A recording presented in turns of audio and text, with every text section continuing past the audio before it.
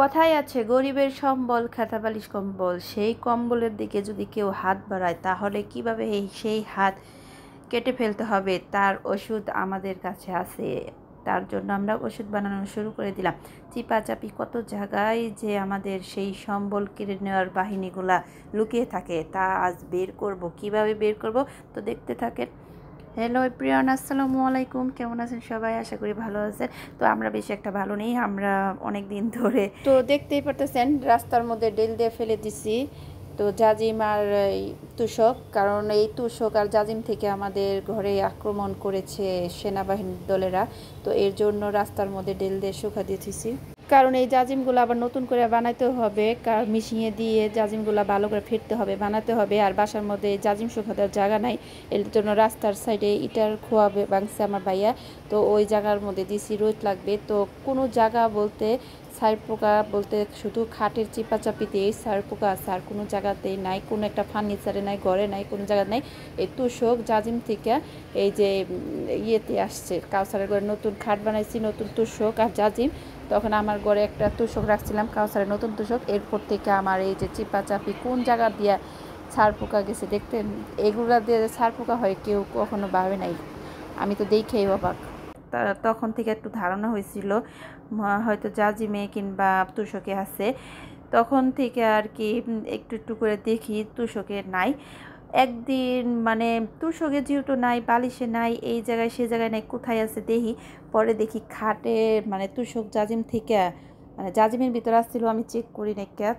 তারপরে আগে তুষক চেক করে পাই নাই, তখন আমি খাটের কোনাকানি দিয়ে মানে মুসুরি টাঙাইলে মুসুরির ভিতরে থাকে। তো ভাবলাম যে স্টানের দিক দিয়ে আছে, তো স্টানের দিক দিয়ে দেখি সত্যি স্টানের ওই দিক দিয়ে লুকে রয়েছে। তারপরে এই যে খাট যে জয়েন্টের নাটগুলো আছে এদিক দিয়ে লুকে রাখছে। এরকম চিপাচাপি দিয়ে সার পোকা যে লুকে থাকবো এটা অসম্ভব কথা। এর জন্য মানে সার পোকা বানানো অনেকের মুখে শুনলাম, দেখলাম। তাই নিজে আজকে ঘরোয়া পদ্ধতিতে আজকে ছার পোকা, তেলা পোকা, পিঁপড়া, টিকটিকি এসব মানে এই এক ওষুধেই সব পোকামাকড় মরার কাজ করবে। তো আজকে বানাইতেছি, দোয়া করবেন। তবে একটা কথা বলে দিই, এই ওষুধটা বানাইতে যাইয়া কিন্তু আমার জীবনটা প্রায় শেষই হয়ে গেছিল, আমার নিঃশ্বাস বন্ধ হয়ে যাচ্ছিল। যে এই ওষুধগুলা বানাবেন সে কিন্তু অবশ্যই মাস্ক পরে নেবেন। আমি মাস্ক পরি নাই, যেহেতু ন্যারথল আছে, এই ন্যারথলগুলার অনেক ধাক, ন্যারথলগুলো অনেক ভালো। তো অনেকে বলে ছাড় পোকা, তেলা পোকা যাই হোক ন্যারথল দিলে জায়গা, কিংবা কাপড়ের মধ্যে পোকামাকড় থাকলে ন্যারথল দিলে জায়গা। কিন্তু এগুলা হচ্ছে ঘাড়তেরা, এক ধরনের ঘাড়তেরা মানুষ আছে, পশু পাখি আছে, ওরকম পুরা ঘাড়তেরা। তো এই ঘাড়তেরারে কীভাবে সোজা করা যায় তার জন্য এই যে ওষুধগুলা বানাইতেছি।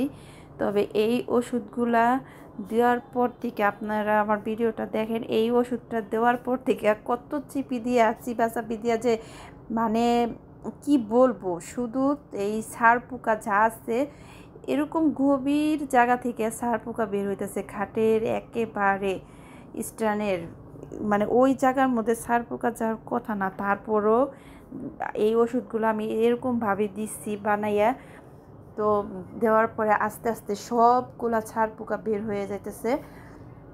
শুধু ছাড় পোকা না, তার তেলা পোকা আছে। তারপরে যে খাটের মধ্যে যে এই খাটের কাঠগুলা ছিদ্র করে কাঠ পোকা বলে, সেই কাঠ পোকাও বের হয়ে গেছে। তো এই যে কতগুলো উপকরণ দিলাম দেখে নিলেন। তো ন্যারথলের সাথে ফোটানো গরম পানি দিলাম, বেকিং পাউডার দিলাম, সোডা, বেকিং পাউডার, তো যে কোনো দুইটার একটা দিলেই হবে। তো এত কিছু মানে বেশি বেশি করে দিতেছি, যেহেতু আমরা তো আর খাবো না, খাইবো পোকামাকড়, এর জন্য সব কিছু একটু বেশি বেশি দিলাম। আর আমি একটু বেশি করে গুলবো, আমার যেহেতু দুই গড়ে দিতে হবে। আর এই যে স্যাভলন দিলাম, স্যাভলনটাও আমি বেশি করে দিছি। এই স্যাভলন পুরোটাই আমি ঢাইলা দিছি লাস্টে, তো লাস্টেরটুকু দেখাইতে পারি নাই। আর এদিক দিয়ে আরেকটা উপকরণ আছে, সেই উপকরণটা হচ্ছে পিঁপড়া মরার ওষুধ।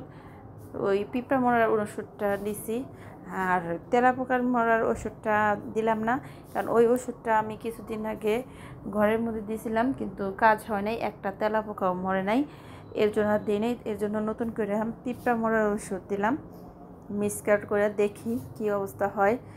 তো আমার এই বিচ্ছু বাহিনীর জ্বালাই আমার আর আমার শাশুড়ি মার, আমার হাজব্যান্ডের, আমার ছেলের ঘুম আসে না। আমার ছেলে মানে একটা একটা করে উঠে খায়, পোকা উঠতেছে এরকম করে, ওই তো বেশ একটা বুঝে না। তো এই পোকা মাকড়ের অত্যাচারে সবার ঘুম হারাম, বিশেষ করে আমার এই কামড়ায় বেশি। আমার রক্ত কি মিষ্টি লাগে নাকি। তো এই যে এই পিঁপড়া মরার পাউডারটা আমি দিয়ে দিলাম। এই পিঁপড়া মরার পাউডারটা দিয়ে ভালো করে ফিনিশিং করব, মানে মিক্সচার করব ভালোভাবে, দেখি কি অবস্থা হয়। তবে আমি একটা ভুল করছি, নেরথলগুলা কিন্তু পুরা গুঁড়ি গুঁড়ি করা লাগছিল, কিন্তু নেরথলটা আমার পুরা গুঁড়ি হয় নাই, পাউডার হয় নাই। এর জন্য একটু অনেক দিন ধরে এই দানা দানাটা ছিল, গরম পানিতে দিলে নেরথল তাও মিশে না। নেরথলটা পুরা পাউডার করে নিতে হবে, একটু দানা থাকলে ওই দানাটাই থেকে যায়, মিশে না। তো আমি খুবই কষ্ট করে এইটার ভিতরে ঢুকাইছি, নেরথলটা দানা দানা দেখে ঢুকে না। তো দেখতেই পারতেছেন। তো আমি একটু খোঁচা দিয়ে নিচ্ছি। তো এই খোঁচা দেওয়ার পরে এতটুকু হয়েছে, আমার আরও বেশি হয়েছে। বেশি হয়েছে মানে বেকিং পাউডারটা দেওয়া হয়েছে, তো ফেনা ফেনা হয়েছে, এর জন্য একটু ফেনাটা কমে নিলাম, যার হয় নাকি। তো ওই যে পিঁপড়া মরার ওষুধটা একটু নিচে জমা ছিল, ওইটা আবার ঢাইলা দিয়ে দিব। তো এই ওষুধটা আমি বানাইতে জেনে আমি মানে খুবই আমার রিস্ক হয়ে গেছিল গা। এই ওষুধটা বানাতে জেনে আমার নাকে দিয়ে চোখ দিয়ে যাই হোক আমার ভিতরে যাইয়া একটা গন্ধ, মানে একটা গ্যাসটা আটকাইছিল। তখন আমার নিঃশ্বাস নিতে কষ্ট হয়েছে, আমার হাত পা কীরকম ঝিমঝিম লাগছে। তারপর একটা কীরকম ব্লিচিং পাউডার হঠাৎ করে একটা গন্ধ ভিতরে গেলে যেরকম লাগে ওরকম লাগছে। তো তো আমার এই হাত পা অবশ লাগছে, ঘুমে মানে অনেক ঘুম লাগছে, শরীর খুবই হয়ে গেছিলো। পরে বাসায় ডাক্তার আনতে হয়েছে, ডাক্তার এনে প্রেশার মাপা, তারপরে সব কিছু মাপার পরে দেখার পরে আমার আর কি এই টক পানি খাইতে বলছে। টক পানি খাওয়ার পরে একটু স্বাভাবিক হয়েছি, হওয়ার পরে আবার এই যে বিকালবেলা দেওয়া শুরু করলাম। আমার হাজব্যান্ডে বললাম দেওয়ার জন্য, উনি দিল না। তো তখন কি করব, আমি দিলাম, আর এটা দিয়ে বের হইতেছিল না। পরে হাত দিয়ে কাজ সারলাম, যতটুকু বের হয়েছে। এই যে কোনার ভিতরে যে ইটা লোহাটা, এই লোহার ভিতর দিয়ে কিন্তু অনেক ছার পোকা আমি দেখলাম বাসা বাঁধছে, অনেক ডিম। এর জন্য বেশি করে দিছি, একের অনেক বেশি করে দিছি। তো যাদের এটা এরকম ভালো আছে তারা এটা দিবেন, আমি চারিদিক দিয়ে দিছি, কারণ সমস্যা নাই, এই নেরথলিং দেওয়া আছে, এই চারিদিক দিয়ে দিলে একটু পরে শুকিয়ে জায়গা, শুকিয়ে পাউডার পাউডার হয়ে জায়গা। এর জন্য আমি বেশি করে দিছি। এই কোনা দিয়ে আমার খুবই মানে ছার পোকার বাসাগুলো দেখে আমার মনে হইতেছে আমি এই লোহাটা খুইলা তারপরে আমি সব কিছু মারি ছার পোকারিটা, কিন্তু বের করতে পারতাছি না। লাস্টে কি করলাম, কাঠি দিয়ে করতেছি। তো কাউসারের বাবা এসে আমার সাথে করতেছে, মানে আমি অসুস্থ ছিলাম, শোয়া ছিলাম, তখন দেখলাম এগুলো বানাইছি কষ্ট করে, দেওয়া হইতেছে না। তো উনি এসে দিবে, উনিও দিতে পারতেছে না, এটাতে বের হইতেছে না। তো তো ছেলে মানুষ বুঝতেছে না কীভাবে দিতে হবে, বের হইতেছে না, জিনিসটা মনে হয় নষ্ট। তো আমি একটু দিতে পারছি, উনি দিতে পারে না, উনি শুধু ডাইরেক্ট ঢাইলে দিতেছে, আমার জিনিসটি নষ্ট করতেছে। যেহেতু আমার জানের রিস্ক নিয়ে আমি জিনিসটা বানাইছি, কিন্তু আমি ওরকমভাবে নষ্ট করতে দিব না। এর জন্য বললাম যে আপনার দিতে হবে না, আমি দিই। পরে তেনা ভিজে একটা ন্যাকড়া নিচ্ছি, ন্যাকড়ার মধ্যে বেশি করে ভিজে তারপরে যে ঘরের কোনা কানি দিয়ে যত জায়গা আছে আমি দিলাম।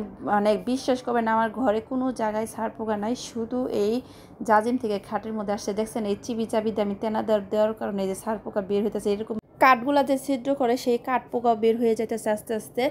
তো আপনাদের কাছে ভিডিও কেমন লাগছে জানি না, যদি কোনো কিছু ভুল হয় তাহলে কমেন্টস করে জানাবেন। আল্লাহ হাফিজ।